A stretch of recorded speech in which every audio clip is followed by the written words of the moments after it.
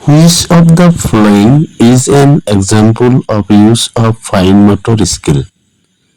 তলৰ কোনটো সূক্ষ্ম মটৰ দক্ষতা ফাইন মটৰ স্কিল ব্যৱহাৰৰ উদাহৰণ? ইয়াতে চাৰিটা অপশ্যন দিছে। এই চাৰিটা অপশ্যনৰ ভিতৰত কাৰেক্ট অপশ্যন হ'ব চি স্কাৰ্পিং, খচখচনি বা কটাকুটি কৰা। অৰ্থাৎ এইটো হৈছে কি এটা ফাইন মটৰৰ এক্সাম্পল। হাতৰ আঙুলি আৰু কব্জিৰ সৰু পেশী ব্যৱহাৰ কৰি চিলিং বা আস্তনা কাৰ্য হৈছে সূক্ষ্ম মটৰৰ দক্ষতা। আনহাতে দৌৰা, খোজকঢ়া, জঁপিওৱাৰ বাবে শৰীৰৰ ডাঙৰ পেশী ব্যৱহাৰ কৰিবলৈ হয়। 2022 চনত আন এটা কুৱেশ্যন আছিল, which of the children would be in middle childhood stage? তলৰ কোনটো শিশু মধ্য বাল্যকাল স্তৰত থাকিব?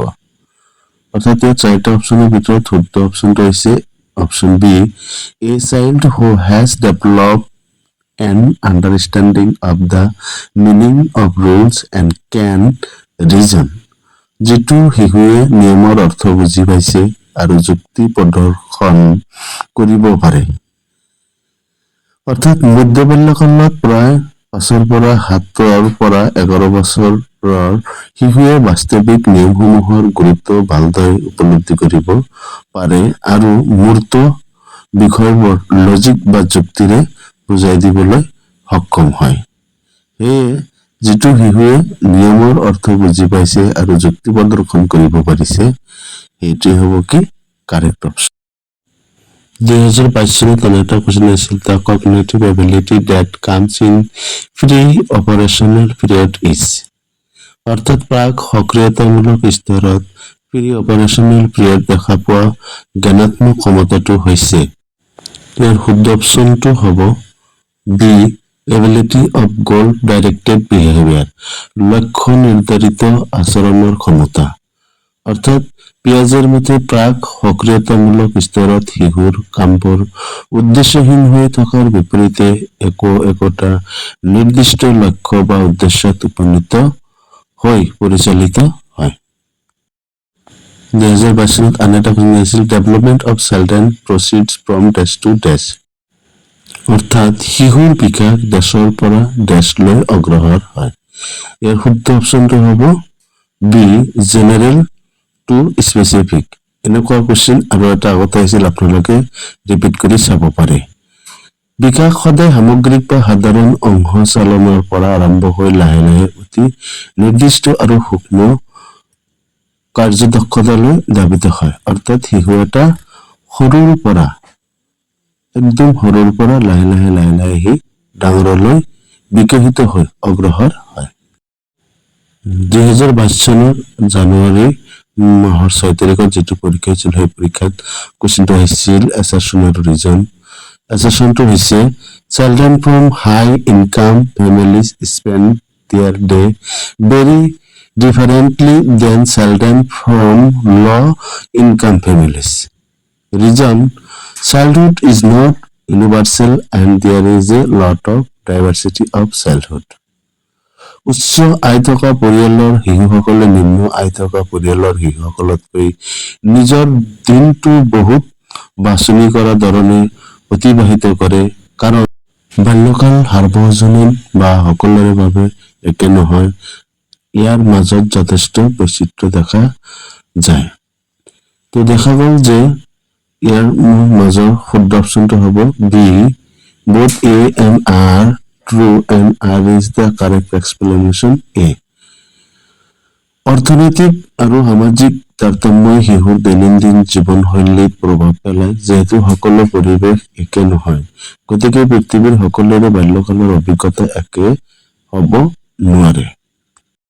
2022 চনৰ জানুৱাৰী মাহৰ 6 তাৰিখত অনুষ্ঠিত হোৱা চিটেট পৰীক্ষাৰ আন এটা কুৱেশ্যন হ'ল, children in dash stage understand object permanence but do not realise that action can be reserve and their judgement are based on immediate appearance of things. অৰ্থাৎ ডেছ স্তৰত থকা শিশুৱে বস্তুৰ স্থায়িত্ব অবজেক্ট পাৰ্মানেন্স বুজি পায়। ইয়াৰ শুদ্ধ এনচাৰটো হ'ব অপশ্যন এ, ইন্দ্ৰিয় পৰিচালিত স্তৰ, চেঞ্চৰি মটৰ। বস্তুৰ স্থায়িত্ব ধাৰণাটো প্ৰথম স্তৰতেই শিশুৰ মনত গঢ় লৈ উঠে। অৰ্থাৎ ইয়াত এটা টেকনিক আছে যে কে ৱাৰ্ড বা টেক ৱাৰ্ডটো আপোনালোকে ভালকে যদি মনত ৰাখে যে অবজেক্ট পাৰমানেন্সটো সদায় চেঞ্চৰি মটৰৰ লগত জড়িত হৈ থাকে। যিটো কুৱেশ্যনত অবজেক্ট পাৰমানেন্স থাকিব, যদি অপশ্যনত চেঞ্চৰি মটৰ ষ্টেজ থাকে, সেইটোৱেই কাৰেক্ট এনচাৰ হ'ব। 2022 চনৰ জানুৱাৰী মাহত আন এটা কুৱেশ্যন আছিল, for children who are in pre operational stage teachers should. প্ৰাক সক্ৰিয়তামূলক স্তৰত থকা শিশুসকলৰ বাবে শিক্ষকে কি কৰা উচিত? ইয়াত শুদ্ধ অপশ্যনটো হ'ব A, use concrete proofs and a lot of audio-visual materials. মূৰ্ত সঁজুলি আৰু প্ৰচুৰ পৰিমাণে দৃশ্যশ্ৰাব্য মাধ্যম ব্যৱহাৰ কৰা।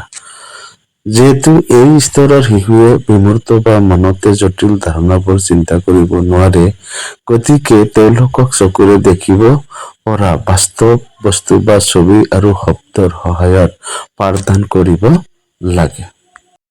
2022 চনৰ আন এটা কুৱেশ্যন আহিছিল, which of the following is a correct example of scaffolding? অৰ্থাৎ তলৰ কোনটো ফ্ৰেমিং বা মাচাল বান্ধা বা স্কাফল্ডিং প্ৰক্ৰিয়াৰ সঠিক উদাহৰণ? ইয়াতে শুদ্ধ অপশ্যনটো হ'ব B, providing promotes and cuts alternatives mark. D, enabling conditioning as a secondary method, but textbook officially specifies officially K, B. অৰ্থাৎ সংকেত আৰু ইংগিত প্ৰদান কৰা, providing promotes and cuts. বাগ্যস্কীৰ তথ্য অনুসৰি শিশুৱে কোনো কাম নিজে কৰিব নোৱাৰিলে শিক্ষক বা ডাঙৰসকলে আগবঢ়োৱা সামূহিক সহায় বা ইংগিতক স্কেফল্ডিং বুলি কোৱা হয়। 2023 চনৰ আগষ্ট মাহত অনুষ্ঠিত হোৱা চিটেটৰ আন এটা কুৱেশ্যন লৈ আহিছো, physical growth and development follow' the dash and dash principle of development. শাৰীৰিক বৃদ্ধি আৰু বিকাশ সদায় ডেছ আৰু ডেছ নীতি অনুসৰি আগবাঢ়ে। অৰ্থাৎ ইয়াতে শুদ্ধ এনচাৰটো হ'ব cephalocaudal to top to down, proximodistal inner to outer. Cephalocaudal ওপৰৰ পৰা তললৈ আৰু প্ৰক্সিম ডিষ্টেল ভিতৰৰ পৰা বাহিৰলৈ। শাৰীৰিক বিকাশৰ দুটা মূল ভৌগোলিক দিশ থাকে, মূৰৰ পৰা ভৰিৰ দিশলৈ আগবাঢ়ে আৰু মেৰুদণ্ড বা শৰীৰৰ সোঁমাজৰ পৰা কাষৰ অংগবোৰলৈ বিয়পি পৰে। 2023 চনৰ আন এটা question, in early childhood growth dash and thinking is dash while in middle childhood growth dash and thinking is dash. প্ৰাৰম্ভিক বাল্যকালত বৃদ্ধি ডেছ আৰু চিন্তা ডেছ হয়। অৰ্থাৎ ইয়াত কাৰেক্ট অপশ্যনটো হ'ব কি বি, অৰ্থাৎ shows somewhat egocentric is steady logical. লেহেমীয়া, কিছু পৰিমাণে আত্মকেন্দ্ৰিক, সুস্থিৰ বা নিয়মীয়া বা যুক্তিসংগত। শৈশৱকালৰ তুলনাত প্ৰাৰম্ভিক বাল্যকালত শাৰীৰিক বৃদ্ধিৰ গতি অলপ কমে আৰু চিন্তা ভালেখিনি আত্মকেন্দ্ৰিক হয়। মধ্যবাল্য কাল পোৱাৰ লগে লগে চিন্তাধাৰাত লজিক বা যুক্তি আহে। 2024 চনৰ জানুৱাৰী মাহত অনুষ্ঠিত হোৱা চিটেটৰ আন এটা কুৱেশ্যন লৈ আহিছো, in the course of development children achieve gross motor skill before fine motor skill, this indicates that development is. ইয়াতে চাৰিটা কুৱেশ্যন এনচাৰৰ ভিতৰত শুদ্ধ অপশ্যনটো হ'ব বি, প্ৰক্সিমোডিষ্টেল। বিকাশৰ হতত শিশুৱে সূক্ষ্ম মটৰ দক্ষতা আহৰণ কৰাৰ পূৰ্বে স্থূল মটৰ দক্ষতা অৰ্জন কৰে। ইয়াৰ দ্বাৰা বুজাব যায় যে বিকাশ হৈছে প্ৰক্সিমোডিষ্টেল। শৰীৰৰ কেন্দ্ৰীয় অংশ ডাঙৰ পেশীবোৰৰ নিয়ন্ত্ৰণ প্ৰান্তীয় অংশৰ সৰু পেশীৰ আগতে হোৱা বাবে ইয়াক প্ৰক্সিমেষ্টেল নীতিৰ আৰ্হি বুলি কোৱা হয়। 2024 চনৰ আন এটা কুৱেশ্যন লৈ আহিছো। Reasoning, thinking and problem solving are explained in which aspect of development? যুক্তি, চিন্তা আৰু সমস্যা সমাধানৰ ক্ষমতাবোৰ বিকাশৰ কোনটো দিশৰ অধীনত ব্যাখ্যা কৰা হয়? ইয়াৰ শুদ্ধ আনচাৰটো হ'ব কগনিটিভ ডেভেলপমেণ্ট অৰ্থাৎ জ্ঞানাত্মক বিকাশ। মনৰ চিন্তা চৰ্চা, বুদ্ধি, বিচাৰ ক্ষমতা আৰু সমস্যা সমাধানৰ দৰে মানসিক দক্ষতাবোৰ সম্পূৰ্ণৰূপে জ্ঞানাত্মক বা কগনিটিভ বিকাশৰ অন্তৰ্গত হয়। 2024 চনত আন এটা এছাৰশ্যন আৰু ৰিজনিং বেচিছ কুৱেশ্যন আহিছিল। Childhood is experience differently by children across cultures. Reason, children's development is universal. বিভিন্ন সংস্কৃতিৰ শিশুসকলে বাল্যকালত বেলেগ বেলেগ ধৰণে অনুভৱ কৰে, কাৰণ শিশুৰ বিকাশ সাৰ্বজনীন। ইয়াতে শুদ্ধ অপশ্যনটো হ'ব বি। এ আৰু বি দুয়োটাই শুদ্ধ, কিন্তু আৰ হৈছে এৰ সঠিক ব্যাখ্যা নহয়। সাংস্কৃতিক পৰিৱেশ ভেদে বাল্যকালৰ অভিজ্ঞতা সলনি হয়, যদিও সাধাৰণ বিকাশৰ দ্বাৰা সাৰ্বজনীন। আমি জানো যে সাধাৰণ সাৰ্বজনীন যিটো বিকাশৰ দ্বাৰা সেইটো মৃত্যু নোহোৱা পৰ্যন্তলৈকে চলি থাকে। আন এটা 2024 চনৰ কুৱেশ্যন লৈছো। Growth in height and weight of children is an example of. 2024 চনৰ আন এটা question. Growth in the height and weight of children is an example of. শিশুৰ উচ্চতা আৰু ওজন বৃদ্ধি পোৱাটো তলৰ কোনটো উদাহৰণ? ইয়াতে শুদ্ধ এনচাৰটো হ'ব অপশ্যন ডি, পৰিমাণগত পৰিৱৰ্তন, কোৱান্টিটিভ চেঞ্জ।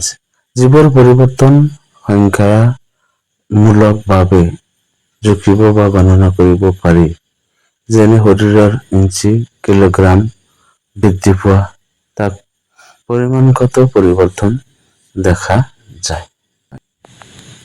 2022 চনত এটা খুব গুৰুত্বপূৰ্ণ কুৱেশ্যন আহিছিল এছাৰশ্যন আৰু ৰিজন।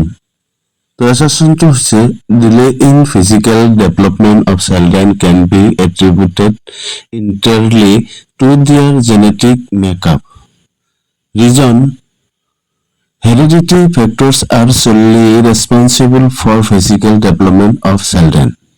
অৰ্থাৎ শিশুৰ শাৰীৰিক বিকাশৰ লেহেমীয়া গতিৰ বাবে সম্পূৰ্ণৰূপে তেওঁলোকৰ বংশগত গঠন জগৰীয়া, কাৰণ বংশগত কাৰকবোৰেই শিশুৰ শাৰীৰিক বিকাশৰ বাবে একমাত্ৰ দায়ী। তো ইয়াত শুদ্ধ আনচাৰটো হ'ব option D, both A and R false. দুয়োটাই অশুদ্ধ। অৰ্থাৎ শাৰীৰিক বিকাশ বংশগতি আৰু পৰিৱেশৰ পাৰস্পৰিক ক্ৰিয়াৰ ফল। বিকাশ পলম হোৱাৰ বাবে অকল জিনক জগৰীয়া কৰিব নোৱাৰি, কাৰণ ইয়াত পুষ্টিকৰ খাদ্য, স্বাস্থ্য আৰু পৰিৱেশৰ গুৰুত্বপূৰ্ণ প্ৰভাৱ থাকে। গতিকে option D is the correct answer. অৰ্থাৎ দুয়োটাই এছাৰশ্যন আৰু ৰিজন দুয়োটাই অশুদ্ধ।